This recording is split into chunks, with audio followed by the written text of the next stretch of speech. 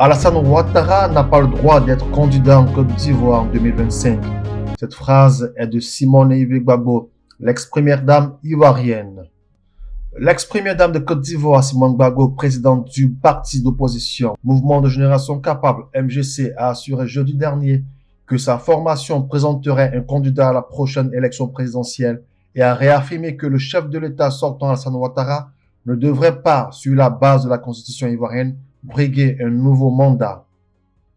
Les membres de son parti annoncent et proclament chaque jour qu'il va être leur candidat.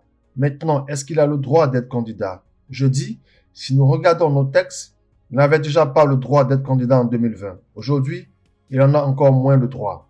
Mais est-ce que nos textes sont respectés? Voilà la grande question, a-t-elle affirmé dans une interview à France 24, chaîne française.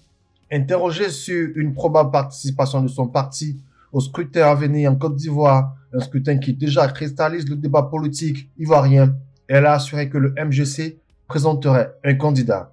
Il est clair que le MGC aura un candidat en 2025. Nous aurons notre convention fin octobre pour désigner notre candidat, a-t-elle expliqué. Selon Simone Gbagbo, l'opposition ivoirienne se doit d'éviter en son sein des problèmes de leadership, notamment entre elle et son ancien époux, l'ex-président ivoirien Laurent Gbagbo.